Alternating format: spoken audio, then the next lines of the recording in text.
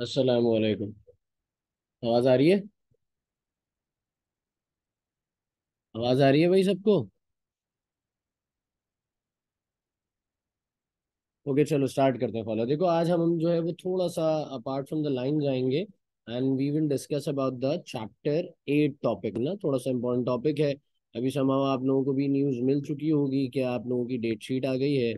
तो हम थोड़ा सा अपार्ट टॉपिक जाते हुए डिस्कशन करेंगे and that topic is basically the chapter number 8 topic ना। तो ये चैप्टर नंबर 8 का हमारे पास टॉपिक है and that topic is known as the nucleophilic substitution reaction. देखो, सबसे पहले कुछ चीजों को बेसिकली हमें समझना पड़ेगा और वो बेसिक चीजें हमारे पास क्या होती हैं। उन बेसिक चीजों में हमारे पास सबसे मेन चीज ये है that first we have to clarify that what is a nucleophile और nucleophilic substitution reaction. The word is basically the substitution reaction. तो आप सब सब्स्टिट्यूशन को ऐसे जानते हैं कि सब्स्टिट्यूशन का मतलब होता है किसी एक चीज को हटाकर उसकी जगह कोई दूसरी चीज ले आना। That particular process is known as substitution. सही है।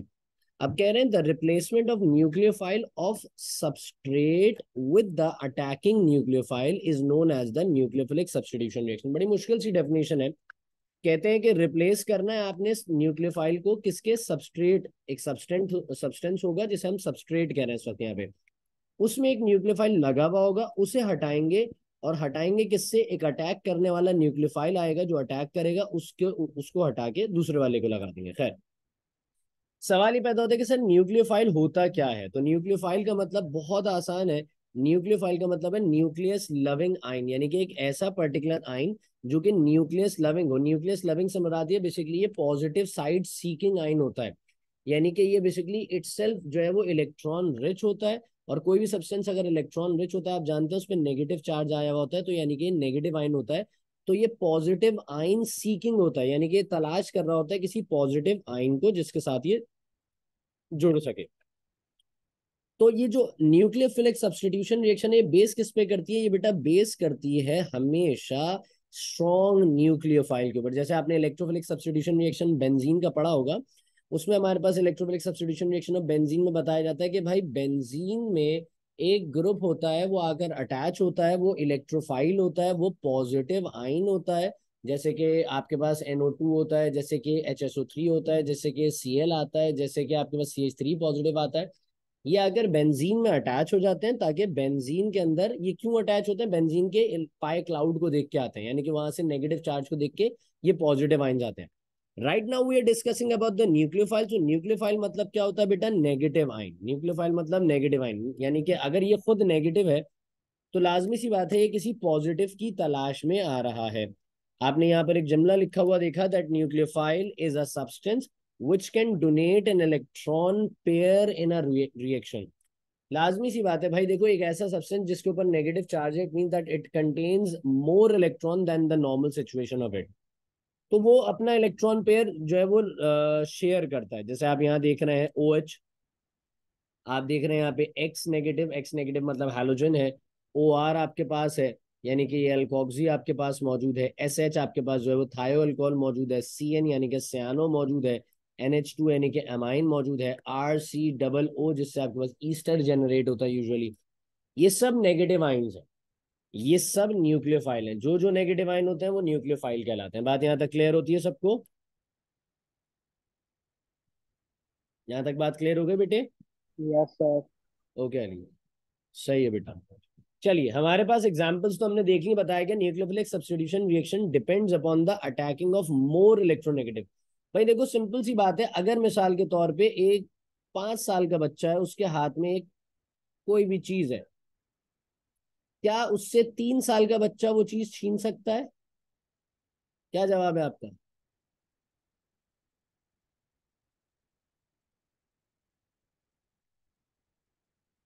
नहीं, बिल्कुल ऐसा ही है। तो मुझे ये बताओ कि यार, ये 5 साल का बच्चा था, ये 3 साल का बच्चा था, 3 साल वाला 5 साल वाले से नहीं छीन सकता। मुझे बताओ, क्या 10 साल वाला 5 साल वाले से छीन सकता है? तो इसका आपका जवाब बिल्कुल ऐसा ही है कि हाँ, 10 साल वाला छीन सकता है, 10 साल वाला 5 साल वाले से छीन सकता है। उसका मामला ये है कि यार, ये ज्यादा स्ट्रांग है कंपैरेटिवली इसके, और ये ज्यादा स्ट्रांग है कंपैरेटिवली इसके। ये एक साइकिल चलता है, कह लीजिए कि हमारे पास जो है वो स्ट्रेंथ का एक साइकिल है ये, कि जो सब्सटेंस ज्यादा इलेक्ट्रोनेगेटिव या ज्यादा स्ट्रांग होता है वो दूसरे को हटा सकता है, दूसरे की जगह पर वो आ सकता है। यही सेंटेंस बताया गया, nucleophilic substitution reaction depends upon the attacking of more electronegative stronger nucleophile. ये एक सिंपल हमारे पास जनरल मैकेनिज्म है, क्योंकि अल्काइल हैलाइड्स का चैप्टर है, चैप्टर नंबर 8। देखो ये वो मॉलिक्यूल है जिसके ऊपर अटैक होगा, ये है अटैकिंग न्यूक्लियोफाइल जो अटैक करेगा। तो ये वो मॉलिक्यूल है जिसपे अटैक होगा, जिसपे अटैक होता है उसे कहते हैं सबस्ट्रेट, यानी कि जिसपे रिएक्शन कर रहे होते हैं उसे कहा जाता है सबस्ट्रेट। और जो अटैक करता है आके वो कहलाता है अटैकिंग न्यूक्लियोफाइल। अब समा होता क्या भाई, OH जो है वो एक्स यानी कि हैलोजन से ज्यादा स्ट्रॉन्ग इलेक्ट्रोनेगेटिव है, तो ये आकर इस एक्स को रिप्लेस कर देता है और ROH यानी कि एक नया कंपाउंड बन जाता है। और ये जो एक्स यहाँ पे बेचारा था, ये चूंकि था तो नेगेटिव ना, तो ये नेगेटिव यहाँ से रिलीज हो जाता है। सर ये नेगेटिव कैसे रिलीज होता है, क्योंकि देखो एक्स मोर इलेक्ट्रोनेगेटिव है इस अल्काइल, आर मतलब अल्काइल होता है, अल्काइल में अटैच हुए कार्बन से, तो ये पार्शियली नेगेटिव चार्ज गेन कर लेता है और इस पे आ जाता है पार्शियली पॉजिटिव चार्ज इस अल्काइल के उस कार्बन पे जो अटैच होता है हैलोजन से। तो यहां से ये बॉन्ड ब्रेक होता है और OH जो है वो इस पर्टिकुलर पॉइंट पे इसको रिप्लेस कर लेता है। यहां तक बात सबको क्लियर हो गई होगी समाप्त। कुछ जनरल रिएक्शंस हैं, ये याद रखिएगा। देखो इन सब में RX है, यानी कि अल्काइल हैलाइड्स का इस्तेमाल किया जा रहा है। अल्काइल हैलाइड को अगर मैंने सोडियम हाइड्रोक्साइड से रिएक्ट कराया, इसमें न्यूक्लियोफाइल ये रहा। अगर मैंने इसे सोडियम इथॉक्साइड या सोडियम मेथॉक्साइड के साथ यानी कि अल्कोक्साइड के साथ, तो ये रहा मेरा न्यूक्लियोफाइल। मैंने KSH के साथ कराया तो ये रहा मेरा न्यूक्लियोफाइल। अगर मैंने जो है वो NaCN यानी कि सोडियम साइनाइड के साथ कराया तो ये रहा मेरे पास जो है वो CN। एक मिनट।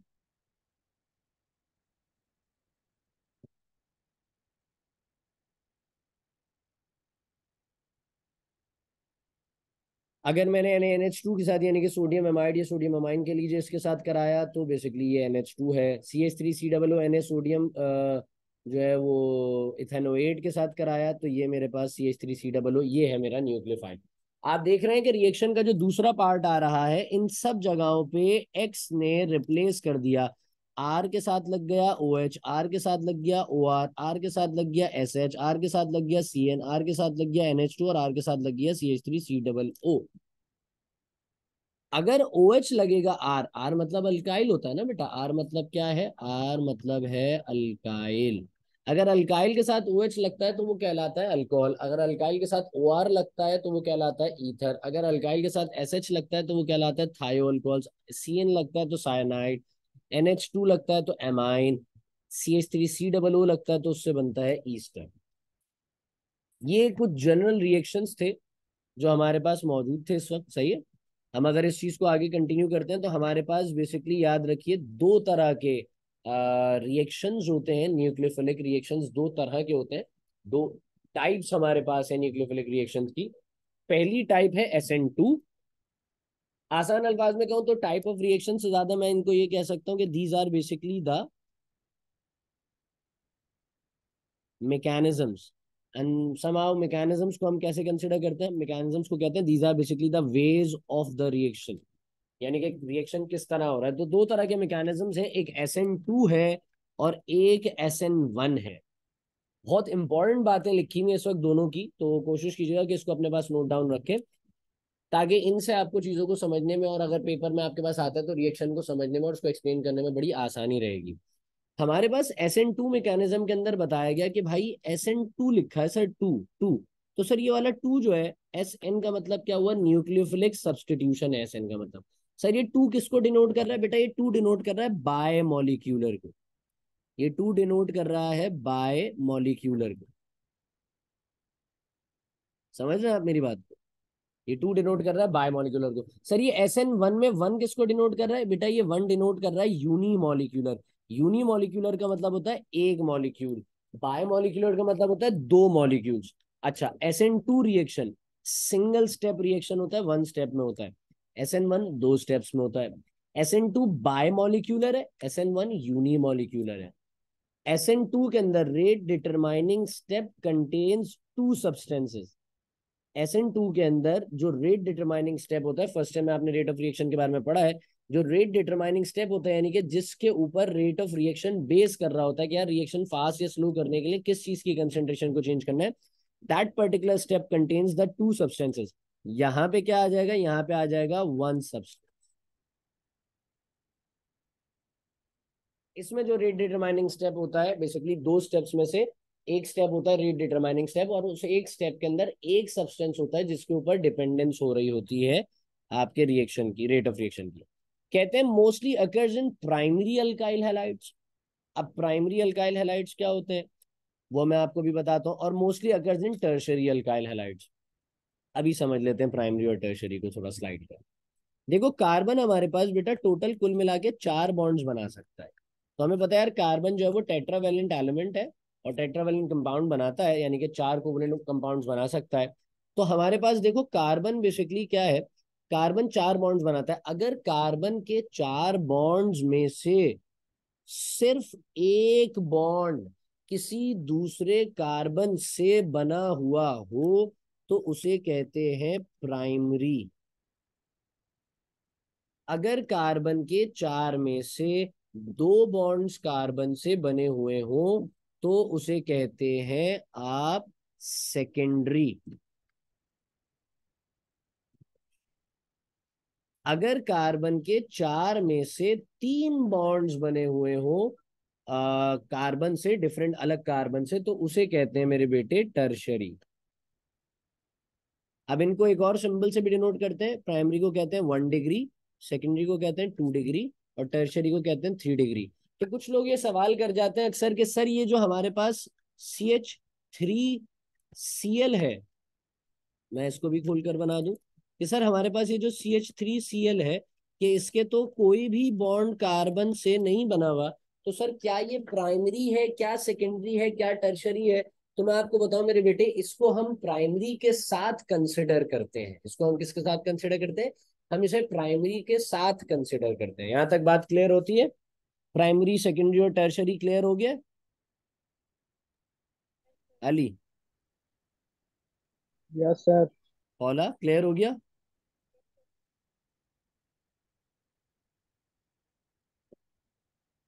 प्राइमरी, सेकेंडरी और टर्शरी का कॉन्सेप्ट क्लियर हो गया होपफुली आपको। चलिए आगे चलते हैं। बताया गया कि भाई mostly occurs in primary alkyl halides. कौन से वाले? SN2 के बारे में बताया गया कि ये मेजोरिटी प्राइमरी अल्काइल हैलाइड्स में होते हैं। SN1 के बारे में बताया जा रहा है कि ये मेजरली टर्शरी अल्काइल हैलाइड्स में होते हैं। सही है। फिर बताया गया एक पॉइंट में rarely occurs in secondary alkyl halides. अब सर प्राइमरी के बारे में तो हमने लिख दिया कि भाई इसमें तो जो है वो SN2 होगा।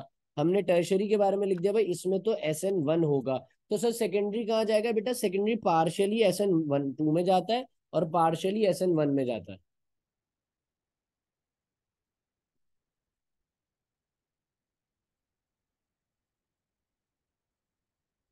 सही है भाई। तो हमारे पास बताया गया कि प्राइमरी अल्काइल हैलाइड्स SN2 में, टर्शरी अल्काइल हैलाइड्स SN1 में, और सेकेंडरी अल्काइल हैलाइड्स दोनों में जाते हैं, बट रेयरली रिएक्शन होता है। अब सब एक बड़ा अहम पॉइंट है कि सर ये सेकेंडरी कैसे दोनों में जा सकता है, तो इसकी डिपेंडेंस कंप्लीटली बेटा सॉल्वेंट के ऊपर होती है। SN2 मैकेनिज्म के अंदर हमेशा हमारे पास नॉन पोलर सॉल्वेंट होता है। नॉन पोलर को आप ऐसे जानते हैं कि नॉन पोलर सब्सटेंस वो होता है जो आइंस जनरेट नहीं करता, आइंस को सपोर्ट नहीं करता। और SN1 के अंदर हमारे पास हमेशा जो है वो याद रखिए कि पोलर सॉल्वेंट होता है। कैसा सॉल्वेंट होता है? Polar solvent. ये वो सॉल्वेंट होता है जो बेसिकली आइंस जनरेट कर सकता है। बात यहां तक क्लियर हो गई है? होपफुली आपने स्क्रीनशॉट ले लिया होगा ताकि आप कॉपी कर सके। आगे हम कंटिन्यू करते हैं। देखो अब हमारे पास है मैकेनिज्म ऑफ SN1 रिएक्शन। हम मेजर चीजें तो बेसिकली समझ लो उसकी जो है वो कंप्लीट कर चुके हैं कि हमारे पास जो है वो भाई मैकेनिज्म के अंदर हमने ये बातें तो सारी ऊपर ही लिख ली हैं कि SN2 के अंदर क्या क्या चीजें होंगी। अब मैकेनिज्म समझते हैं कि रिएक्शन कैसे होगा, तो बहुत गौर से, बहुत तवज्जो से आपने इसको समझना है इस वक्त ना, SN2 के मैकेनिज्म को, फिर SN1 के समझेंगे हम। देखो सबसे पहली चीज मैं आपको समझाता हूँ, थोड़ा सा हम बैकड्रॉप स्टोरी से चलेंगे। ये मान लीजिए मेरे पास एक अल्काइल हैलाइड, और आप देख रहे हैं कि कार्बन के जो बॉन्ड्स बने हुए हैं वो कार्बन के बॉन्ड्स बेसिकली कैसे हैं? वो कार्बन के बॉन्ड्स जो है वो 4 में से एक तो बना हुआ है हैलोजन से, एक बना हुआ है अल्काइल से। अल्काइल मींस यहाँ पे कार्बन अटैच होगा। तो इट मींस कि हमारे पास यहाँ पे जब कार्बन अटैच है तो ये प्राइमरी अल्काइल हैलाइड है। और सीधी सी बात है, अगर प्राइमरी है तो SN2 में जाएगा, तो हम सही कर रहे हैं। कहीं से कोई न्यूक्लियोफाइल आया जो अटैक करना चाह रहा है, और ये खास लाजिम है कि न्यूक्लियोफाइल ऐसा होना चाहिए जो इस हैलोजन से ज्यादा स्ट्रॉन्ग न्यूक्लियोफाइल हो। अगर हैलोजन से ज्यादा स्ट्रॉन्ग न्यूक्लियोफाइल होगा तभी उसे रिप्लेस कर सकता है, अदरवाइज नहीं कर पाएगा। तो ये न्यूक्लियोफाइल आता है, और ये न्यूक्लियोफाइल आके करेगा क्या, बेसिकली आप समझिए। ये न्यूक्लियोफाइल हैलोजन, अच्छा इस पर्टिकुलर मोमेंट में हो क्या रहा है जरा गौर से समझना। यहाँ पर ये जो हैलोजन था, इस पर आना शुरू हुआ पार्शियली नेगेटिव चार्ज। ये जो कार्बन था, पार्शियली नेगेटिव चार्ज कैसे आएगा भाई, हैलोजन ज्यादा स्ट्रॉन्ग है ना, कार्बन से इलेक्ट्रोनेगेटिव है। जैसे जैसे ग्रुप नंबर बड़ा होता जाता है ना, सब्सटेंस ज्यादा इलेक्ट्रोनेगेटिव होता जाता है। जैसे जैसे ग्रुप नंबर छोटा होता जाता है, सब्सटेंस इलेक्ट्रोनेगेटिव कम और इलेक्ट्रो पॉजिटिव ज्यादा होता जाता है। कार्बन ग्रुप नंबर 4 का एलिमेंट है, और हैलोजन ग्रुप नंबर 7 के एलिमेंट्स है। तो हैलोजन ज्यादा इलेक्ट्रोनेगेटिव है, इसलिए वो कार्बन के इलेक्ट्रॉन को अपनी जानिब खींचना शुरू कर देते हैं। समहाउ जब वो इलेक्ट्रॉन गेन करना शुरू करते हैं, तो उस पर चार्ज आता है नेगेटिव। लाजमत है, कार्बन बेचारे का इलेक्ट्रॉन छीना जा रहा है, तो उसके ऊपर चार्ज आ जाएगा पॉजिटिव। इसी मौके का फायदा उठाता है न्यूक्लियोफाइल आता है। लेकिन एक बड़ी खास बात है, SN2 के अंदर न्यूक्लियोफाइल हमेशा अटैक करेगा कहां से। न्यूक्लियोफाइल हमेशा अटैक करता है opposite from the halogen atom से। न्यूक्लियोफाइल अटैक करता है opposite from the halogen atom से, अटैक करता है हमेशा, ये याद रखिएगा। न्यूक्लियोफाइल अटैक करता है हमेशा opposite from the halogen atom.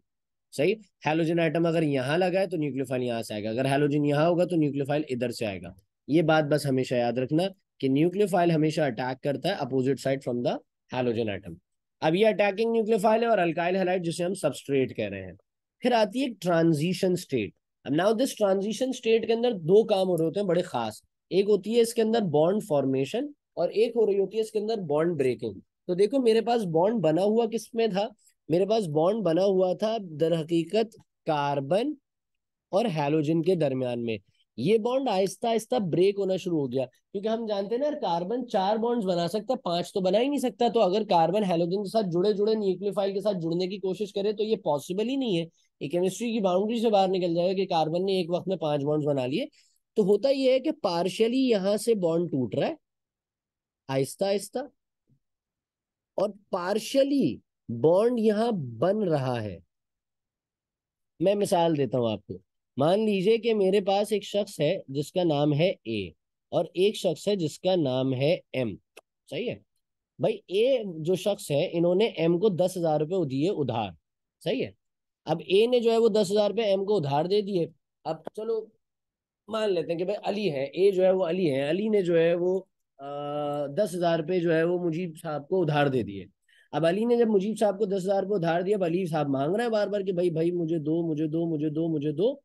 अब हुआ क्या कि मुजीब साहब ने जो है वो समझ से ये कहा कि भाई मुझे जो है वो 2,000 रुपये उधार दे दो। तो समझ ने 2,000 रुपये उधार दे दिए। तो मुजीब साहब ने क्या किया, मुजीब साहब ने 2,000 रुपये दे दिए अली को। तो अली का उधार अभी कितना रह गया, 10 में से 8,000 रुपये। और समझ साहब पे कितना हो गया, 2,000 रुपये। अभी भी मुजीब साहब पे कितना उधार है कुल मिला के, 10,000 रुपये। फिर अली साहब ने दोबारा शोर करा, फिर मुजीब साहब ने कहा कि भाई 2,000 रुपये और दे दो। वो फिर अली साहब को दे दिए। तो अब अली साहब का उधार कितना हो गया, 6। समझ साहब का कितना हो गया भाई, 4। तो कुल मिला के मुजीब साहब पे उधार अभी भी कितना है, 10। तो पता चला कि 10 वाला फिगर घूम रहा है, खत्म नहीं हो रहा है। 10 तो अपनी जगह पे ही है मुकम्मल तौर से। इसी तरीके से यहाँ पे कार्बन ने भी अलग अलग जगह पे इसी तरह किया कि हैलोजन के साथ बॉन्ड ब्रेक करा, और उसी मोमेंट के ऊपर न्यूक्लियोफाइल के साथ बॉन्ड फॉर्म किया। इस स्टेट को, इस ब्रैकेट को बेसिकली कहा जाता है ट्रांजिशन स्टेट। आप देख रहे हैं कि एक जगह बॉन्ड ब्रेक हो रहा है इस जगह पे, और इस जगह पे बॉन्ड जो है वो फॉर्म हो रहा है। फिर हमारे पास एक फाइनल स्टेट आती है जब कुछ बन चुका होता है। तो हाइड्रोजन अपना हैलोजन यहाँ से निकल गया इस कंपाउंड में से, और उसकी जगह जुड़ चुका है न्यूक्लियोफाइल। ये लीविंग ग्रुप कहलाया, और एक नया कंपाउंड है। बात यहाँ तक सबको क्लियर हो गई।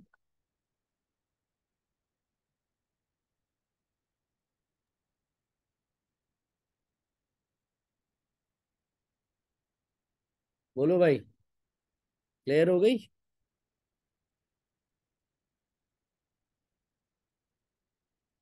फिर मैं एग्जाम्पल समझाऊं ताकि इसकी। सही है। ओके नाउ लेट्स सी, हमारे पास जो है वो एग्जांपल में आ जाता है यहाँ पे भाई। ये है बेसिकली इथाइल ब्रोमाइड। अभी आपने नामों पे फिक्र नहीं करनी है कि कैसे नाम आया, क्या नाम आया, इस चीज की फिक्र नहीं करनी है। अभी सिर्फ आपने फोकस करना है कॉन्सेप्ट के ऊपर। सामने एक चीज रखी थी सोडियम हाइड्रोक्साइड। आप जानते हैं कि भाई इसमें जो OH है ये न्यूक्लियोफाइल है जिसपे नेगेटिव चार्ज है। ये न्यूक्लियोफाइल आएगा, अटैक करेगा कार्बन के ऊपर। आपने बेसिकली अगर इस तरह के रिएक्शन आए ना तो आपने उसमें ट्रांजिशन स्टेट नहीं दिखानी होती। ट्रांजिशन स्टेट हमेशा बेटा मैकेनिज्म के अंदर, रिएक्शन का जो मैकेनिज्म होता है ना, जो इनसाइड स्टोरी होती है उसके अंदर दिखानी होती है। रिएक्शंस में कभी नहीं दिखाते ट्रांजिशन स्टेट। खैर, ये OH आएगा, सामने वाली साइड से अटैच हो जाएगा और bromine partially negative, carbon partially positive बनकर एक मामला तय पाएगा। अब देखो OH आ गया कार्बन के पास, और ये जो यहाँ से Br निकला था, लाजमी सी बात है भाई, ये Br जो है वो बेसिकली यहाँ से इना नेगेटिव फॉर्म निकला था ना। तो जब ये Br नेगेटिव फॉर्म में निकला तो इसको कोई तो पॉजिटिव चाहिए था, सोडियम पॉजिटिव मौजूद था मार्केट में, तो इन दोनों ने आपस में अटैचमेंट कर ली और नया कंपाउंड जो बना वो सोडियम ब्रोमाइड बना। और ये जो बना ये आपके पास बना इथाइल अल्कोहल, ये बन गया सोडियम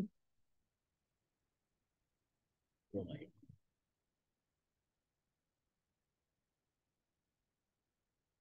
रिएक्शन काइनेटिक्स की बात करता हूं भाई। ओवरऑल कहानी के अंदर हुआ ही रिएक्शन एक है, रिएक्शन हुआ ही एक है, एक ही स्टेप के अंदर हुआ है। तो अब अगर मैं कहूं कि यार केमिकल रिएक्शन में डिपेंडेंस बताओ, यानी कि रेट ऑफ रिएक्शन किस पे डिपेंड कर रहा है, तो पता चला कि यार केमिकल रिएक्शन के अंदर तो दो ही सब्सटेंस थे। एक सबस्ट्रेट था, दूसरा अटैकिंग न्यूक्लियोफाइल था। तो अगर यही दो सब्सटेंस मेरे पास थे,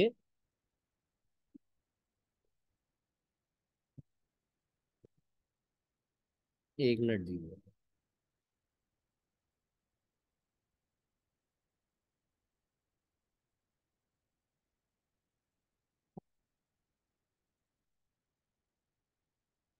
स्क्रीन नजर आ रही है सबको?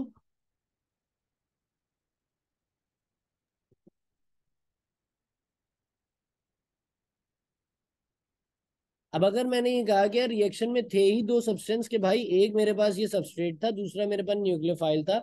अगर दो ही सब्सटेंस थे तो दोनों पे कंप्लीट डिपेंडेंस होगी ना। मैंने यहाँ पर लिख के दिखा दिया, rate of reaction is directly proportional to the concentration. ऐसा वाला बॉक्स जब आता है आप जानते हैं कि उसे हम कहते हैं कंसेंट्रेशन। बात समझ रहे हैं? तो concentration of substrate and concentration of nucleophile. Clear है यहाँ तक? SN2 मैकेनिज्म आपको आई होप सो समझ में आ गया।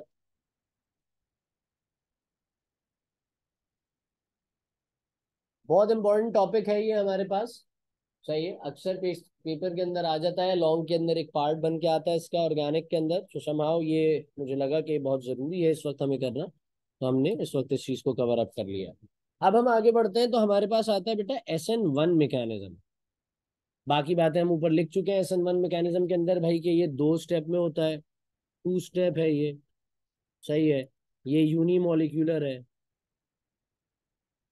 सही है, ये बातें हम पीछे पढ़ चुके हैं। इसके अंदर 2 स्टेप्स कौन से हैं जरा गौर से देखिए। पहला स्टेप क्या है, मैंने जुमले में लिख के दिखाया हुआ है।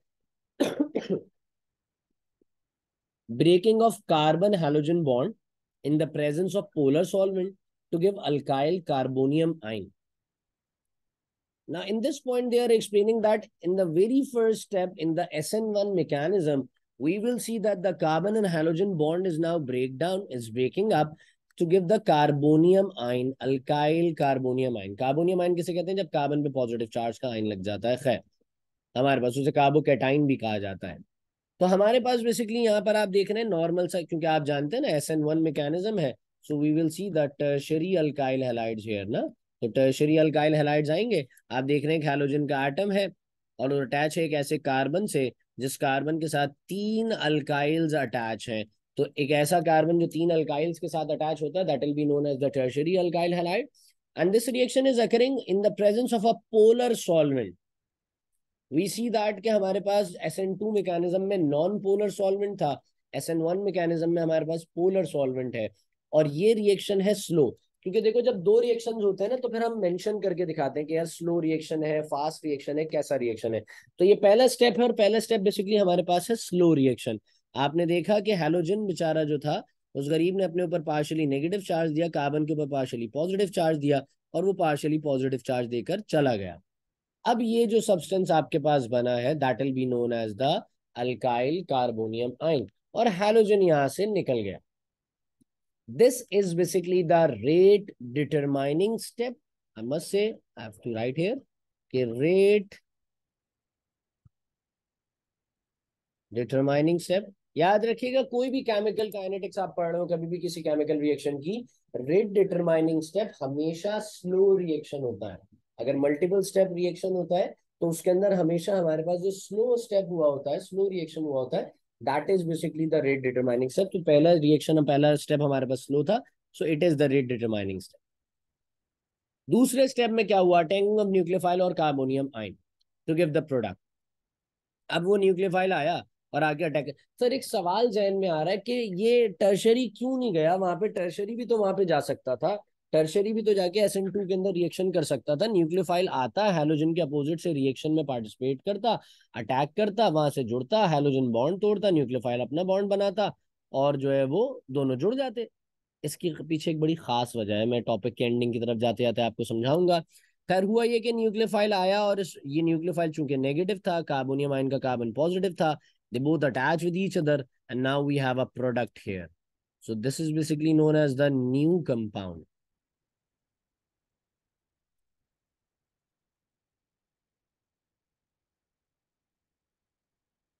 अगर मैं इसकी रिएक्शन काइनेटिक्स लिखकर दिखाऊं, तो मुझे ये पता चला कि यार पहला स्टेप जो था, बेसिकली जो स्लो स्टेप था, उसी पे डिपेंडेंस थी। उसके अंदर तो मेरे पास सिर्फ एक ही चीज थी, and that is basically the substrate. तो मेरे पास तो सिर्फ सबस्ट्रेट था। तो मेरे पास सबस्ट्रेट होने की वजह से बेसिकली न्यूक्लियर जो रेट ऑफ रिएक्शन है वो डिपेंड ही सिर्फ सबस्ट्रेट के ऊपर कर रहा है। तो rate of reaction is directly proportional to substrate.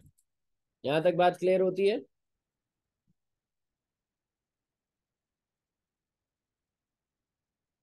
अब सवाल ये आता है कि सर अब बताइए क्यों होता है ऐसा। तो मैं आपको समझाता हूँ, देखो यहाँ पे ये था बेटे मेरे पास एक primary alkyl halide. This is basically the primary alkyl. Primary alkyl halide में क्या होता है, हमारे पास एक अटैक करने वाला ग्रुप आता है, जैसे आप इस पर्टिकुलर पोजीशन में देख रहे हैं कि मेरे पास एक न्यूक्लियोफाइल आता है। ये न्यूक्लियोफाइल अटैक कर लेता है, खुली जगह है, खुली जगह है जहां से न्यूक्लियोफाइल को एंट्री मिलती है कार्बन पे अटैक करने के लिए। लेकिन अगर इसके बरक्स में आपको ये समझाऊं कि यार ये प्राइमरी नहीं, ये टर्शरी अल्काइल हैलाइड है, तो अब देखो ये है हैलोजन। अगर मैं कहता हूं कि यार न्यूक्लियोफाइल आता है, तो न्यूक्लियोफाइल आके कहाँ जाएगा? इधर नहीं, इधर इधर इधर तो जगह ही नहीं बन पा रही, इधर इधर भी जगह नहीं है, इधर इधर भी नहीं है, यहाँ जगह नहीं बन रही, यहाँ भी नहीं है, यहाँ भी नहीं। तो वो कहीं से नहीं आ पाता। उसको हम कहते हैं स्टेरिक इफेक्ट। स्टेरिक इफेक्ट का मतलब होता है कि टर्शरी अल्काइल हैलाइड में जो कार्बन होता है, इसके गिर्द बल्कि अल्काइल ग्रुप्स अटैच है। ये देख लीजिए एक अल्काइल, ये देख लीजिए दूसरा अल्काइल, ये देख लीजिए तीसरा अल्काइल। तो बहुत सारे अल्काइल ग्रुप्स अटैच होने की वजह से जो कह लीजिए कि ये एक बाउंड्री के अंदर क्लोज होता है, दैट इज द रीजन कि ये जो है वो बहुत ज्यादा आगे नहीं बढ़ पाता। ये बहुत ज्यादा जो है वो न्यूक्लियोफाइल को स्पेस नहीं दे पाता अटैक करने के लिए। तो इसी वजह से जो है वो, इसी वजह से हमारे पास न्यूक्लियोफाइल अटैक नहीं कर पाता। तो न्यूक्लियोफाइल वेट करता है कि कब हैलोजन अपना बॉन्ड तोड़कर जाएगा, और फिर वो उसी की जगह पे जुड़ जाएगा। ये पूरा प्रोसेस होता है SN1 में। न्यूक्लियोफाइल डायरेक्ट अटैक कर जाता है, ये होता है SN2 में। बात यहां तक क्लियर होती है? That is known as the steric effect, as I mentioned earlier.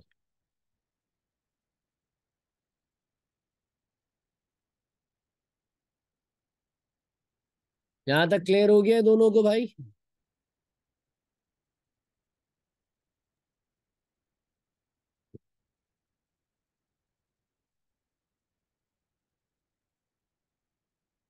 Okay Ali, follow, is everything clear?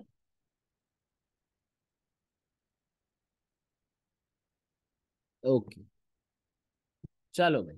अब एक और छोटा सा टॉपिक है जिससे रिएक्शंस बहुत ज्यादा हमारे पास आते हैं, तो मैं उस टॉपिक पर आपको लेके चलता हूँ। तो टॉपिक बेसिकली हमारे पास है ग्रिग्नार्ड्स रिएजेंट का।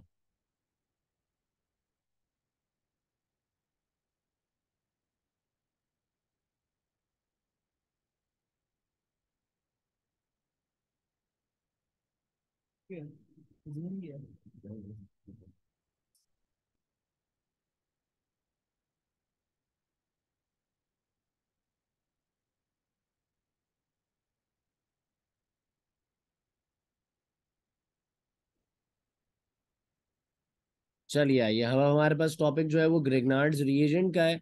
ग्रिग्नार्ड्स रिएजेंट के बहुत सारे नाम है। ग्रिग्नार्ड्स रिएजेंट को ग्रिग्नार्ड्स रिएजेंट कहने की वजह, क्योंकि जिन्होंने सबसे पहले इस कंपाउंड को बनाया था उनका नाम ग्रिग्नार्ड्स था। ग्रिग्नार्ड्स रिएजेंट को कहते हैं ऑर्गेनो मेटालिक कंपाउंड, क्योंकि एक ऑर्गेनिक कंपाउंड, इसके अंदर ऑर्गेनिक ग्रुप अटैच होता है मेटल के साथ। दूसरा नाम होता है इसका alkyl magnesium halide. as you are seeing, the formula for the Grignard's reagent is RMgX. R means alkyl, Mg means magnesium, X means halide ion होगा जो यहाँ पे अटैच होता है। Is it clear? सब्सटेंस जो है वो बहुत ज्यादा हाईली रिएक्टिव होता है। इसे इस्तेमाल किया जाता है use in the synthesis of alkane, alkyne, alcohol, aldehyde, ketone and carboxylic acid. ये कॉमन इसकी यूजेस हमारे पास है ग्रिग्नार्ड्स रिएजेंट। सबसे पहला सवाल होता है कि सर इसकी प्रिपरेशन कैसे की जाती है। It is prepared by the reaction of the alkyl halide with magnesium in the presence of dry ether. Dry ether कह लो या अक्सर इसको कहा जाता है एनहाइड्रस ईथर। सर ये ड्राई ईथर या एनहाइड्रस ईथर क्यों इस्तेमाल कर रहे हैं? एमसीक्यूज में पूछ लिया भाई अगर हमसे, या रीजनिंग में पूछ लिया तो आपको पता होना चाहिए। The reason is basically dry ether or anhydrous ether dissolves the Grignard's reagent in itself, and as well it provides a medium. It provides a medium for the reaction to occur.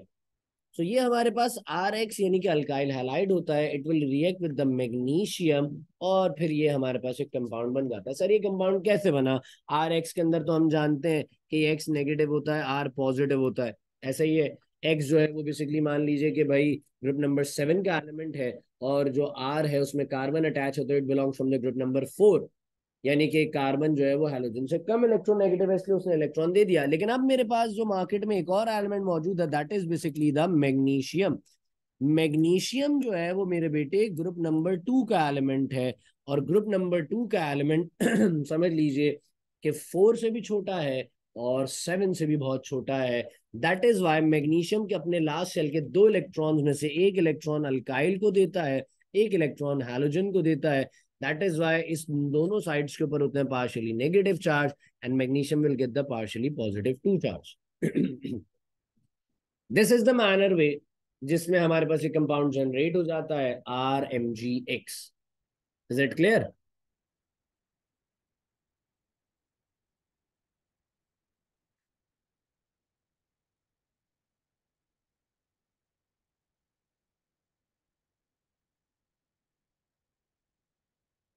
अब Grignard's reagent जो है वो basically हमारे पास दो तरह के reactions को propose कर सकता है। एक पहला रिएक्शन हमारे पास होता है न्यूक्लियोफिलिक सब्स्टिट्यूशन, और एक होता है न्यूक्लियोफिलिक एडिशन। सर ये समझ में नहीं आई बात, अभी तो पढ़ा। न्यूक्लियोफिलिक क्या होता है भाई? न्यूक्लियोफिलिक का मतलब होता है एक ऐसा सब्सटेंस जिसपे आएगा नेगेटिव चार्ज। सब्स्टिट्यूशन हो सकती है कि भाई RMgX के अंदर से एक नेगेटिव आइन निकल जाएगा, उसकी जगह दूसरा आ जाएगा, तो दैट इज द सब्स्टिट्यूशन। फिर न्यूक्लियोफिलिक एडिशन हो सकती है कि भाई इसकी जगह पे कोई और, ये सब्सटेंस नेगेटिव निकलेगा वो किसी और के साथ ऐड हो जाएगा, या इसकी जगह पे इसके साथ कोई और ऐड हो जाएगा, that is basically the addition. अगर हम रिएक्शन स्टार्ट करते हैं तो सबसे पहला रिएक्शन जो है वो इसके अंदर हमारे पास है रिएक्शन विद वाटर। रिएक्शंस को अगर हम समझना शुरू करते हैं तो पहला रिएक्शन है reaction with water. Reaction with water को कहते हैं हाइड्रोलाइसिस। सही है, हाइड्रोलिसिस भी कह सकते हैं। हाइड्रोलिसिस का बेसिकली मैकेनिज्म या मतलब ये होता है, एक होता है हाइड्रेशन और एक होता है हाइड्रोलिसिस। एक होता है हाइड्रेशन और एक होता है हाइड्रोलिसिस। हाइड्रेशन का मतलब होता है किसी सब्सटेंस के साथ पानी को मिला देना। हाइड्रोलिसिस का मतलब होता है किसी भी सब्सटेंस के साथ जो है वो वाटर का रिएक्शन कराना, यानी कि water on the basis of its आइन जो है वो इस सब्सटेंस के साथ पार्टिसिपेट करके रिएक्ट करेगा। So that is basically the hydrolysis. सही है, तो ये हमारे पास एक चीज है सारी। अच्छा अब देखो हमारे पाच हुआ क्या। आप एक चीज को जानते हैं कि सर ये CH3 नेगेटिव होता है, Mg पॉजिटिव, Br होता है, और वाटर आ गया। वाटर को मैंने H पॉजिटिव और OH नेगेटिव करके लिख दिया। सही है। वाटर को मैंने H पॉजिटिव और OH नेगेटिव करके लिख दिया। अब सवाल ये कि सर ये H पॉजिटिव और OH नेगेटिव तो हो गया, अभी बताएं फिर आगे की कहानी क्या है हमारे पास। देखो सिंपल सा सीन है। एक चीज बहुत ज्यादा परेशान कर रही होगी बहुत सारे लोगों को इस वक्त, और वो चीज हमारे पास क्या है, वो ये है कि सर आपने CH3 के ऊपर नेगेटिव आइन लगाया, Br के ऊपर नेगेटिव आइन नहीं लगाया, ऐसा क्यों है। मैं एक छोटी सी बात आपको समझा देता हूँ। मिसाल के तौर पे आप किसी की शादी में जाते हैं, आप बहुत शदीद तैयार होके जाते हैं, और जो है वो खवातीन यूजुअली बहुत सलमा सितारा बन के चली जाती हैं। बहुत तैयार होके जाने के बाद लड़के भी बहुत तैयार होके चले जाते हैं। बहुत तैयार होके जब आप जाते हैं तो आप ये चीज देखते हैं कि यार आप इतना शदीद तैयार होके आए हैं, लेकिन फिर भी जो पूरा मजमा आया हुआ है, वो पूरा का पूरा मजमा स्टेज पे बैठे हुए एक लड़का और एक खातून को देख रहा होता है। आपको कोई देख ही नहीं रहा, आपको कोई पूछ ही नहीं रहा, तो इसका मतलब आप तैयार नहीं हो क्या है क्या। इसका मतलब क्या आप अच्छे नहीं लग रहे, नहीं ऐसा नहीं है। The main factor is that कि आज उनका दिन है ना भाई, उन दो गरीबों का दिन है, तो आज उन पे फोकस किया जा रहा है। इसी तरीके से आप कुछ भी कर लीजिए, आप कितने भी अच्छे लग जाइए, आप पे कोई फोकस नहीं करेगा, फोकस उन दो गरीबों पे किया जाएगा उस दिन। तो इसी तरीके से इस बॉन्ड के अंदर हमारे पास तीन जगह आइंस हैं। यहाँ नेगेटिव है, यहाँ पॉजिटिव है, और यहाँ नेगेटिव है। बट समहाउ याद रखिएगा कि ब्रोमीन के आयन को आपने कभी भी नहीं छेड़ना ग्रिग्नार्ड्स रिएजेंट के रिएक्शन में। आपने हमेशा ये पॉजिटिव और ये नेगेटिव दिखाना है, हमेशा याद रखिएगा। अभी H पॉजिटिव और OH नेगेटिव, आप एक जुमला मेरा हमेशा याद रखिएगा बेटे, कि हर पॉजिटिव बना है नेगेटिव के लिए। तो यहां पर मैंने देखा कि यार CH3 नेगेटिव है, इसके पास दो ऑप्शन है, या तो मैग्नीशियम के साथ जुड़ा रहा है या फिर हाइड्रोजन के पास चला जाए। तो the better option for the alkyl is to go with the H positive. ये H पॉजिटिव के साथ जाता है और ये मिलाकर बना लेता है CH4। अब ये मैग्नीशियम जो कि बेचारा पॉजिटिव चार्ज लेकर रह गया था, ये ढूंढता है तो मार्केट में से OH नेगेटिव मिलता है, और ये आपस में इसको जोड़ लेता है, OH MgBr एक प्रोडक्ट बनकर तैयार हो। It is the process of hydrolysis. अगर मैं आगे चलता हूं तो आप एक रिएक्शन देख रहे हैं फ्रॉम अल्कोहल। नॉर्मली किसी भी अल्कोहल से करा दो, ethyl methyl propyl what ever the thing, किसी भी अल्कोहल से आप रिएक्शन करा सकते हैं। आपके पास एक ग्रिग्नार्ड्स रिएजेंट था, आपने फिर वही आइंस आपने जो है वो हाईलाइट किए हुए हैं। CH3 के ऊपर नेगेटिव और Mg के ऊपर आपने पॉजिटिव आइन को हाईलाइट किया हुआ है। और आप अल्कोहल में देख रहे हैं भाई, अल्कोहल में अल्काइल जो होता है ना वो पार्शियली पॉजिटिव होता है, और OH जो होता है वो पार्शियली नेगेटिव होता है। अभी पीछे भी आपने देखा था कि आपके पास जो है वो न्यूक्लियोफाइल होता है OH। तो हुआ क्या भाई कि CH3 माइनस का था, इसके पास एक ऑप्शन आया CH3 प्लस का, तो इसने फौरन से रिप्लेसमेंट करते हुए उसके साथ जुड़ गया, और दोनों को जब मैंने मिलाया तो ये कुछ ऐसे बन गए CH3 और CH3, जिसे मैंने मिलाकर लिख दिया, ये बना C2H6, जिसे हम कहते हैं ईथेन। सही। अभी तक अल्केन की प्रिपरेशन चल रही है ये सारी, और यहाँ पर ये जो OH नेगेटिव था ये जाकर मैग्नीशियम से जुड़ा और फिर से एक प्रोडक्ट बन गया OH MgBr। अगर इसी रिएक्शन को और परस्यू करते हैं, एक और टाइप ऑफ रिएक्शन देखते हैं हम अपने पास अल्केन को बनाने के लिए, जो कि होता है अमोनिया से। अमोनिया होता है NH3, लेकिन मैं उसको H पॉजिटिव और NH2 नेगेटिव भी लिख सकता हूं। फिर वही मैकेनिज्म है कि CH3 पे नेगेटिव, मैग्नीशियम पे पॉजिटिव। यहाँ जो H पॉजिटिव था ये अप्रोच करेगा इस CH3 को, और ये आपस में जुड़कर बना लेंगे एक अल्केन, जिसे मैं कहता हूं मीथेन। और ये जो NH2 था ये माइनस का चार्ज रखते हुए चला जाता है मैग्नीशियम के पास, और ये NH2 MgBr बनाएगा। एक और अगर मैं प्रिपरेशन तुम्हारे सामने लिखूं, इसकी प्रिपरेशन के लिए, अल्केन्स की ही प्रिपरेशन के लिए मैं लिखूं, तो वो मेरे पास है अल्काइल हैलाइड से। ये अल्काइल हैलाइड लास्ट रिएक्शन में समझा रहा हूं आज की क्लास का। अल्काइल हैलाइड हमारे पास है CH3 पॉजिटिव का और हैलोजन नेगेटिव का, और पॉजिटिव चला गया नेगेटिव के पास, and you are seeing the ethane is form. और दोनों Br थे तो MgBr2, जिसे मैग्नीशियम ब्रोमाइड कहा जाता है, ये आपके पास सब्सटेंस बनकर तैयार हुआ। This is basically the startup of the Grignard's reagent. We have to pursue the reaction with the different compounds. हमें इससे बहुत सारी चीजें बनानी है, कार्बोक्सिलिक एसिड बना